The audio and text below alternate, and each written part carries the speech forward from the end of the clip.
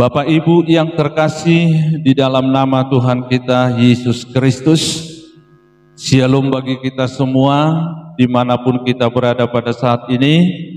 Semoga kita selalu dalam keadaan sehat.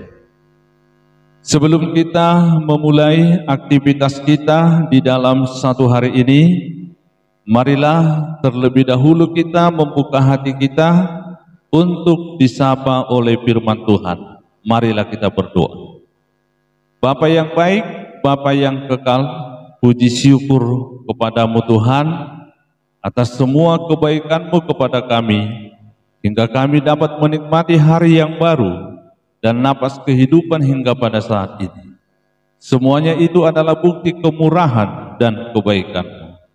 Ya Tuhan, sebelum kami memulai aktivitas kami di dalam satu hari ini, kami terlebih dahulu membuka hati kami untuk menerima firman-Mu menjadi dasar kehidupan kami untuk melakukan yang sesuai dengan kehendak-Mu. Berkati juga hamba-Mu di dalam menyampaikan firman-Mu. Dalam nama anak-Mu Tuhan Yesus Kristus Tuhan kami berdoa dan mengucap syukur. Amin. Bapak Ibu Saudara terkasih, di dalam nama Tuhan kita Yesus Kristus, firman Tuhan yang menyapa kita untuk mengawali aktivitas kita hari ini yang tertulis di dalam kitab 1 Tesalonika pasal kelima ayat 24. Demikian firman Tuhan. Ia yang memanggil kamu adalah setia, Ia juga akan menggenapinya. Ia yang memanggil kamu adalah setia, Ia juga akan menggenapinya. Demikian firman Tuhan. Melalui nats ini kami mengambil tema Tuhan adalah Allah yang setia. Bapak Ibu terkasih di dalam nama Tuhan kita Yesus Kristus, dalam nats renungan ini jelas menggambarkan kepada kita tentang panggilan Tuhan. Nah, Bapak Ibu perlu kita ketahui bersama bahwa Tuhan memanggil kita bukan karena kelebihan ataupun sesuatu keluar biasaan yang kita miliki, seperti status keturunan orang tua yang terpandang dan terkemuka, orang kaya, yang berpendidikan tinggi dan lain-lain. Namun Tuhan memanggil kita dari kelemahan dan kekurangan. Inilah bukti yang dapat kita bandingkan dengan kisah panggilan Allah kepada hambanya pada masa perjanjian lama dan juga perjanjian baru, seperti Musa dan juga Paulus. Mereka bukanlah sosok atau pribadi hamba Allah yang sempurna, namun Tuhan menyempurnakan panggilan dengan kuasa Roh Kudus untuk memimpin bangsa Israel dan membawa orang banyak untuk lebih dekat kepada Allah. Musa adalah orang yang masih muda dipakai Tuhan untuk memimpin bangsa Israel yang tegar tengkuk.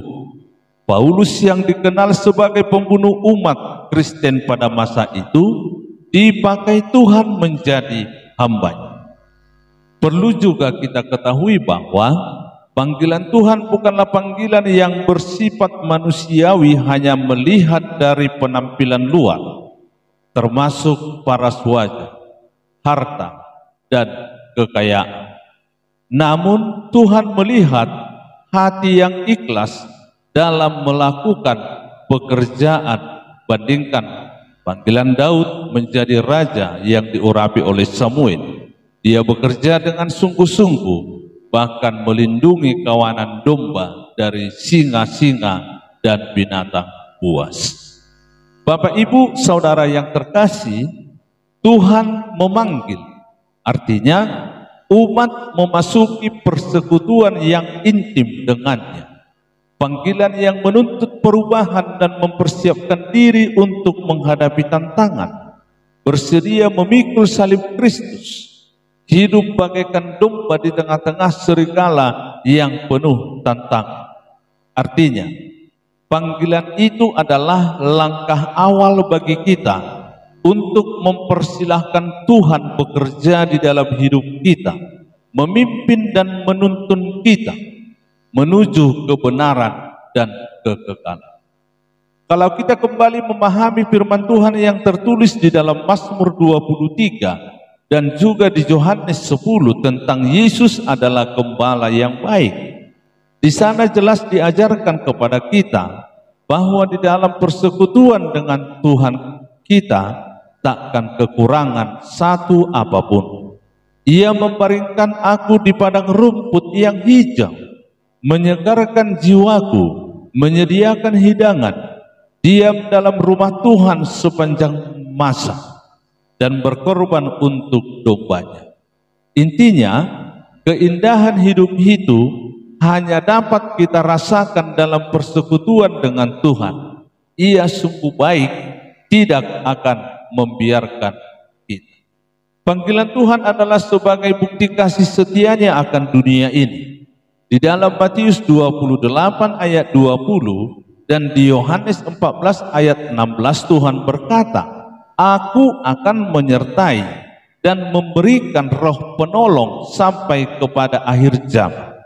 Artinya, setiap langkah, kehidupan, dan pergumulan, di situ Allah hadir bersama dengan kita.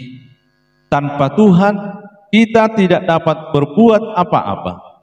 Tuhanlah yang bertindak, berkuasa melalui tuntunan Roh Kudus untuk memampukan kita menghadapi dan berjuang untuk menegakkan kemuliaan Allah. Saudara yang terkasih, di dalam nama Tuhan kita, Yesus Kristus, beritakanlah kebenaran, yakin dan percayalah bahwa Tuhan tidak akan pernah meninggalkan kita dalam menyelesaikan tugas pelayanan kita di dunia ini. Pagi, siang, dan malam Ia pasti selalu bersama dengan kita. Panggilan itu adalah sesuatu yang sangat berharga, lebih berharga dari emas. Untuk itu, marilah melayani Tuhan, layanilah Tuhan. Berbuatlah kebaikan dan kebenaran sebanyak-banyaknya. Berbuatlah untuk Tuhan, bukan untuk manusia. Tuhan tetap bersama dengan kita. Tuhan memberkati. Amin. Marilah kita berdoa. Terima kasih Bapa yang baik yang telah memberikan pengajaran yang sangat berharga bagi kami di pagi hari ini.